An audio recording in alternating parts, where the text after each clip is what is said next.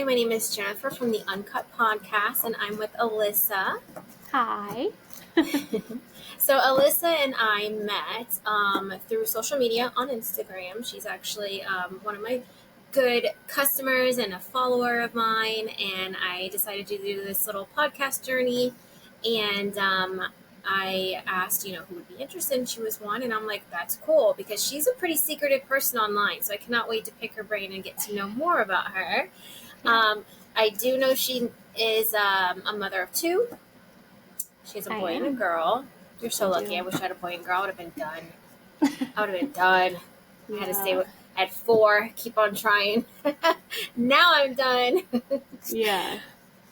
All right. So the first question I wanted to ask you is, can you share an event or an experience you believe significantly impacted your life?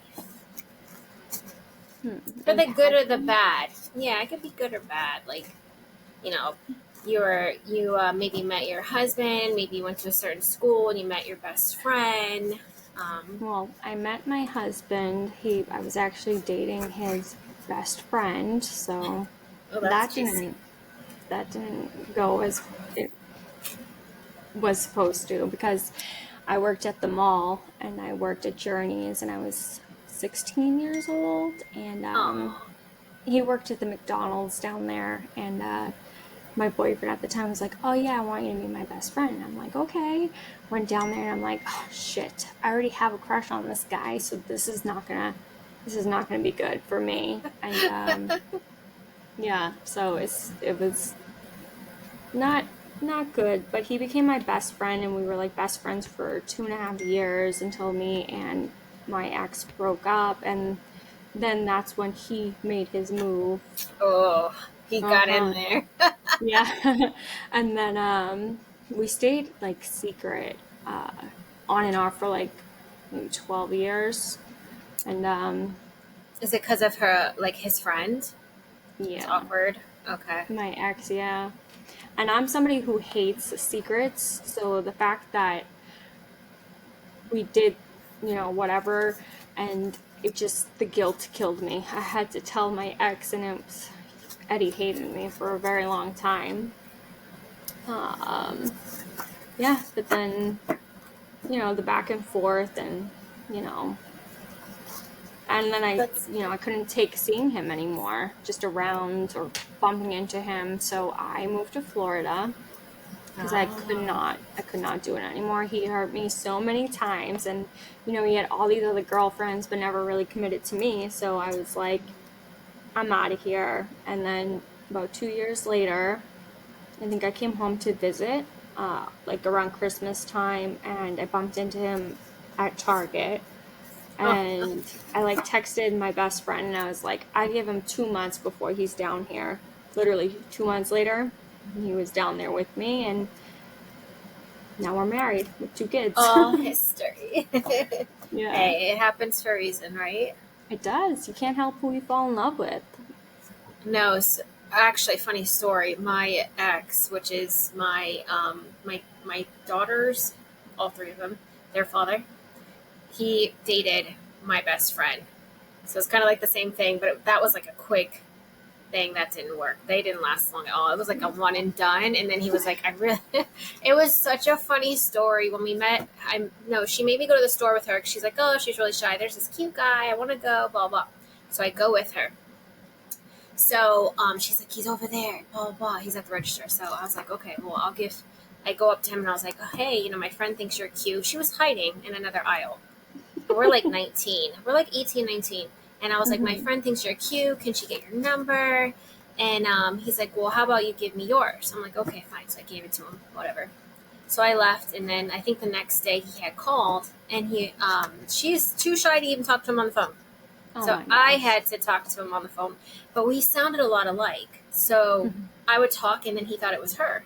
He's like, is this the girl with the glasses or the other one? And I'm like, no, it's the other one. He's like, oh, I thought I was talking to the girl with glasses. So long story short, it was funny. At the very beginning, he thought the whole time he was actually talking to me. He was talking to her. That's funny. So yeah, that was funny. And speaking of secrets, what is the last lie that you told? It could be something small. I literally just do like a white like little small white lies. Like I literally, it kills me to my core. I think maybe my last lie, I'm sure it was, I don't even know. Um, because I don't really lie. I don't, Oh, come on. It's got to be I know, I'm something. trying to think. I'm trying to think. I know it's not nothing exciting. If anything, it's probably Something like, tiny, yeah. yeah, something probably to do with You're the like, kids that I told it was Eddie. only $20 and it was actually 30. Yeah. Yeah, Yeah, no, something small.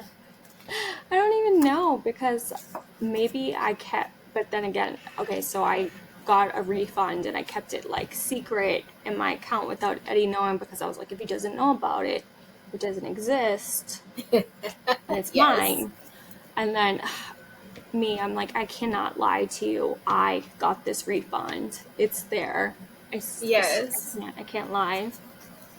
So, with you being a stay at home mom, how do you balance it all? Like, what's the toughest thing for you?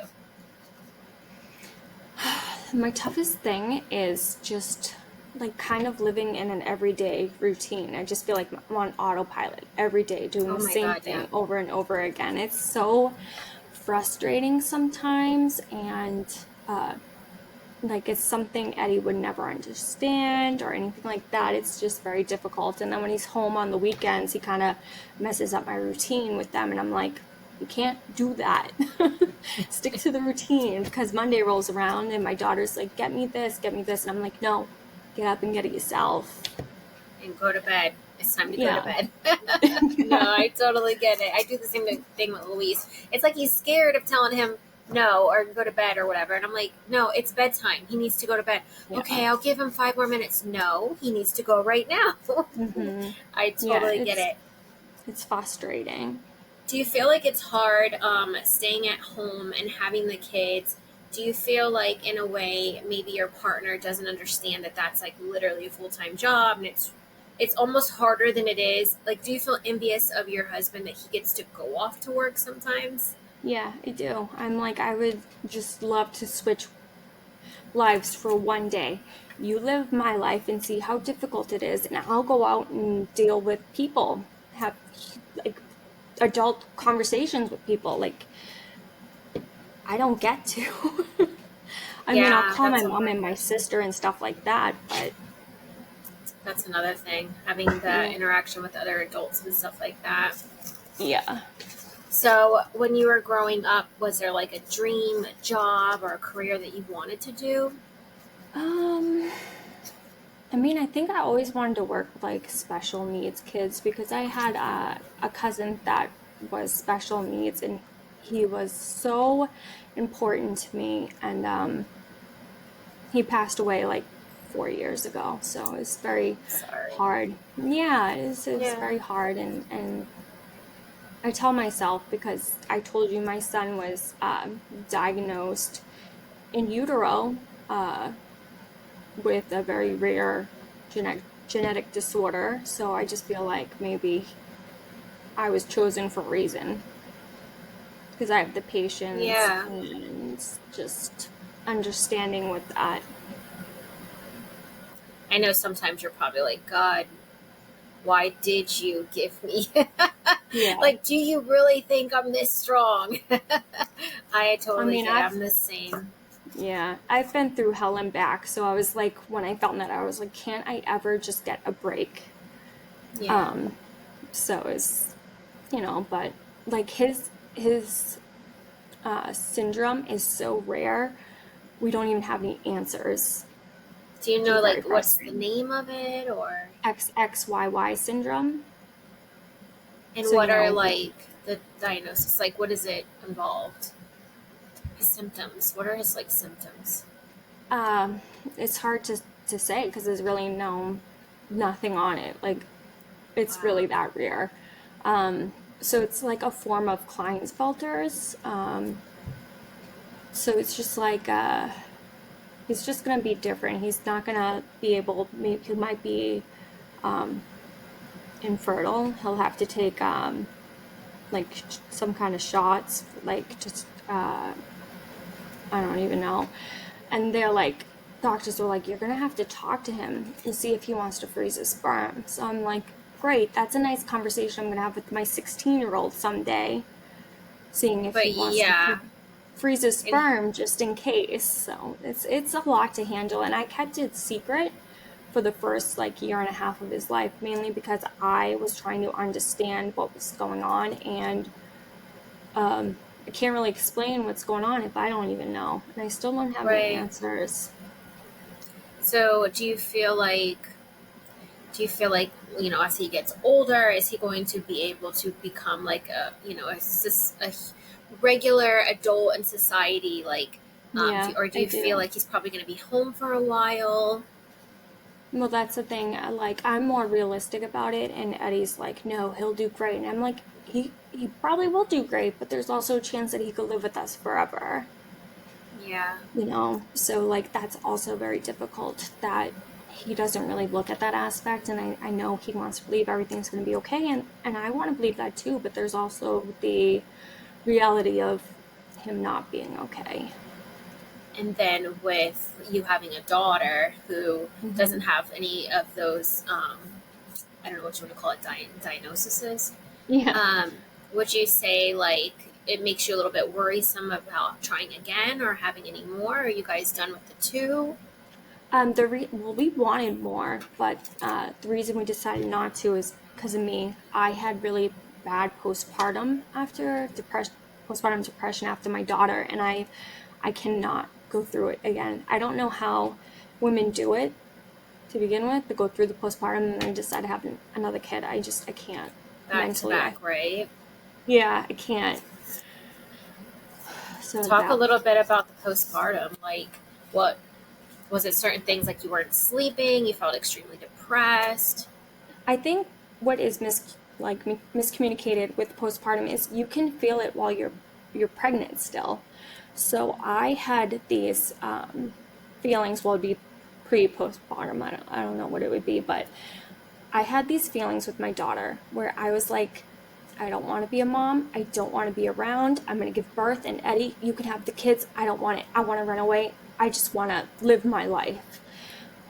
So that right there was a warning sign. And what women don't know is that they should definitely bring it up to their OBGYN. Yeah.